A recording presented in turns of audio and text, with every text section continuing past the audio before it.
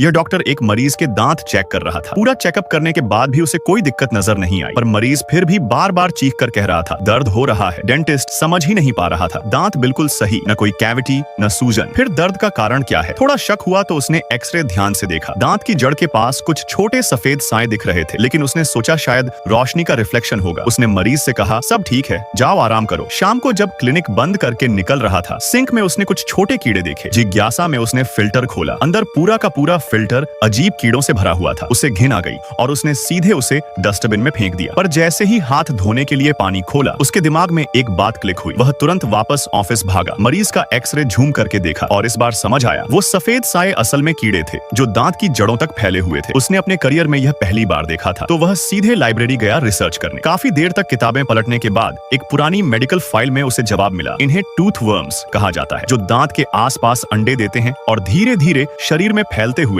दिमाग तक पहुंच जाते हैं। ये किसी पुराने बायो एक्सपेरिमेंट का नतीजा थे जो बंद हो गया था और उसके बाद कभी इन कीड़ों को देखा नहीं गया। अब वह टेंशन में था। तभी हॉस्पिटल से कॉल आई। वही मरीज वापस आया था, इस बार और ज्यादा तेज दर्द के साथ। अब डेंटिस्ट को पता था अंदर कीड़े हैं, लेकिन वह कुछ पल चुप रहा, सोचता रहा। फिर उसने नर्स से कहा ग्लव्स और गॉगल्स पहन लो, केस सीरियस है। पर नर्स ने कहा जल्दी अंदर आओ, मरीज की हालत खराब है। कोई विकल्प नहीं था। उसने प्रोटेक्टिव सूट पहना और सर्जरी शुरू की। जैसे ही उसने दांतों में इंजेक्शन लगाया, मरीज जोर जोर से तड़पने लगा, मानो कीड़ों को खतरे का एहसास हो गया हो और अब वो तेजी से दिमाग की तरफ घुस रहे थे। तभी मरीज की आंखें लाल हो गईं।